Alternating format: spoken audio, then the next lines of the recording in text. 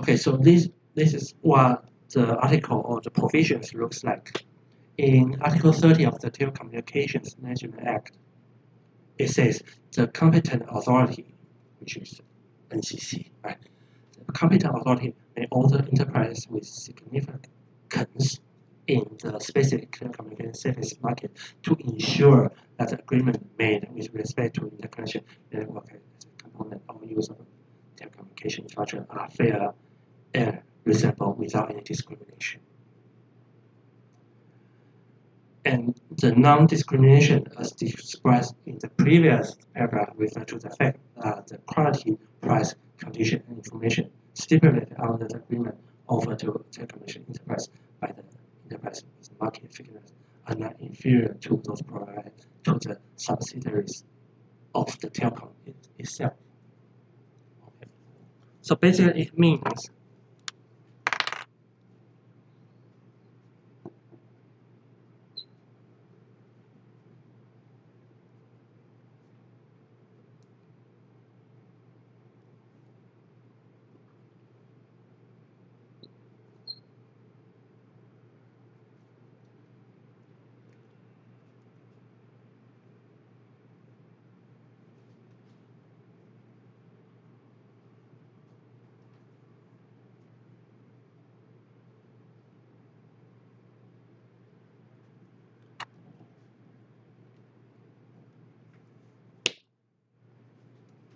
well, it's a traditional telco, and now we also have, for example, we have like a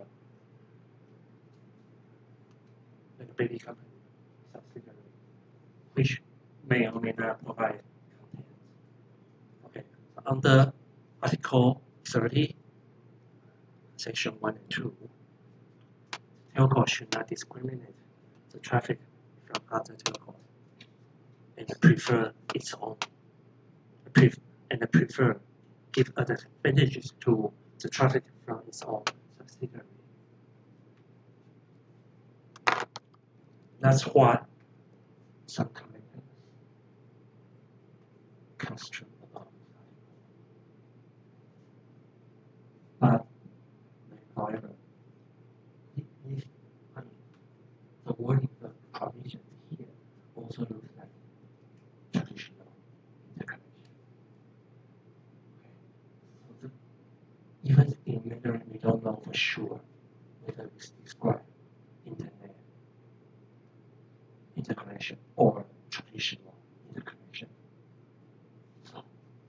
So that's why I say some commenters say, okay, this provision in the new law it embraces the idea of internet interconnection. It embraces the idea of net neutrality because it says there should be no discrimination against internet interconnection. But again, it also looks like there should be no discrimination against interconnection. So we don't know for sure.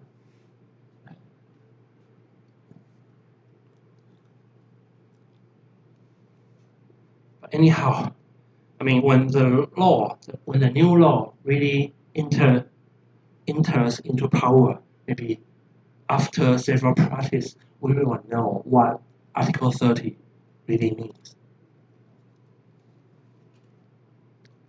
Okay, so this is net authority in Taiwan. Traditionally or currently, we don't have any regulations about net authority. But some people say, in the new law, in the new Telecommunication Management Act, there's a provision about net authority because it describes there should be no discrimination about internet interconnection. Anyhow, that's the situation in Taiwan. So far we have finished our introduction of net authority, or internet interconnection, and net authority in the United States, in some other jurisdictions like in the European Union, and also the net authority in Taiwan. So we just read all those here we are going to enter into the next specific topic. Let's maybe take a look at the universal service. Okay, so according to this syllabus, we will have several specific topics. How many weeks do we have left? 2, 1, 2. I think we will not have time to cover all these. We have a lot of issues. But anyhow, we will do what we can do. Okay, so the next topic, next basic topic, we are going to take a look at universal service.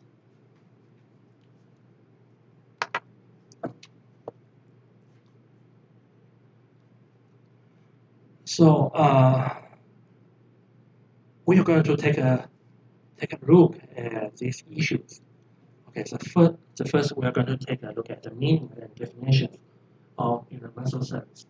And the second, we're going to see the several major issues of universal service. And then we're going to take a look at the situation in the United States, in the European Union, the situation in Taiwan.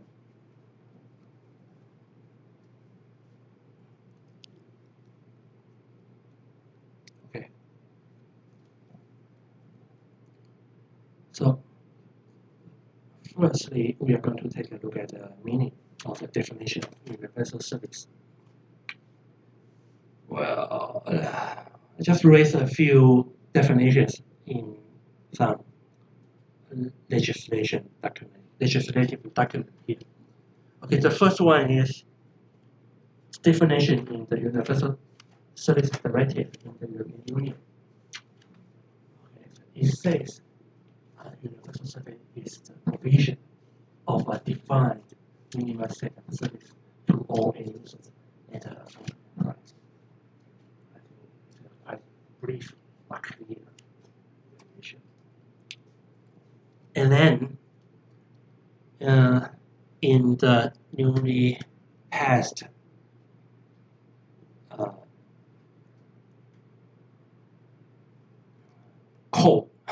code, the EECC, the European Union, also in its recital 221, it also has a definition of universal service. It says universal service is a safety net to ensure that a set of at least the minimum service is available to all end users and at an affordable price to consumers, where a risk of social inclusion arises from the lack of such access prevents citizens from full social and economic participation in society. Wow. It's a very comprehensive definition. And I would say very aggressive and comprehensive definition of universal service.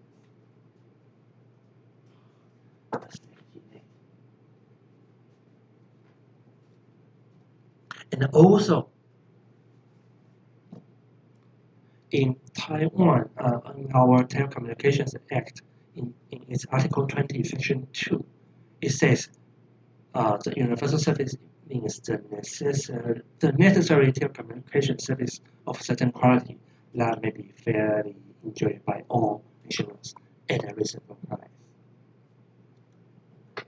So these are the definitions that in some major legal documents.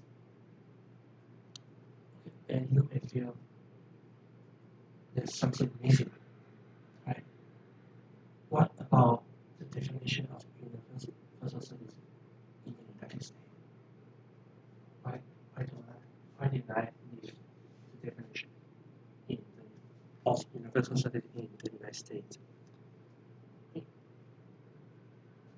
As we say, yes, the idea of modern telecommunications universal service is first appeared in the United States, yes. As we have discussed when we are talking about the regulatory system in the United States, or it was at the time before I think in the early 19th century. At that time,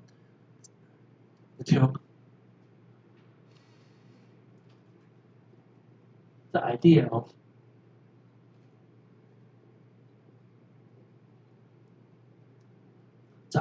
common carrier merged with the universal service.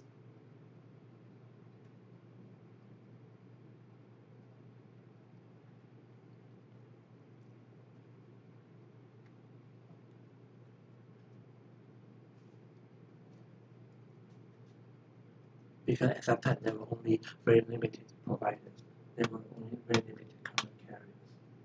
And somehow because they were able to do this kind of services,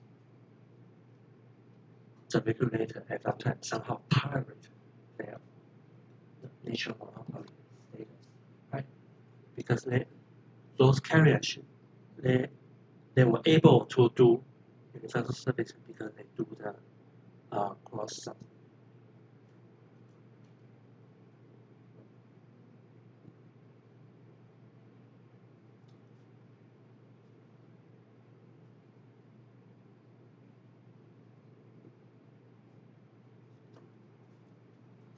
So inside the group of those, inside the company of those common carriers, some services they make money, some services they don't make money.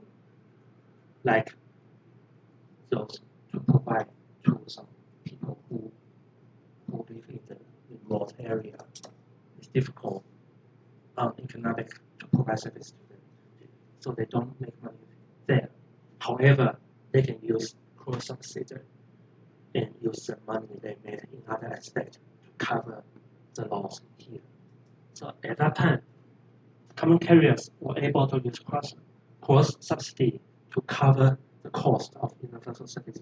So that was why the regulator at that time allowed somehow tolerate their natural monopoly status. That was compare in international practice, that was probably the earliest idea of telecommunications being universal service providers. However, I think I don't see any very formal definition of universal service in either Communications Act of 1934 or Telecommunications Act of 1996. I think the legislator, the Congress of the United States, they did not define, but they use different way to describe the scope of universal service. I think they thought we already know, everyone already know what universal service is. So they did not define, but they use another way to describe what universal service should contain. But anyhow, we will look into the universal service in the United States later. And then we'll enter into the second topic, which is the okay. So there may be three major issues when we see universal service. The first is the scope of universal service. And the second is the provider of universal service, who bear the obligation to provide universal service. The third is talking about how to finance, where does the money come from? That in most countries here, because of the accounting separation, they are not allowed to do cross-subsidiary inside the group anymore. So for all those needs to do the universal service, where does the money come from? That's a big issue.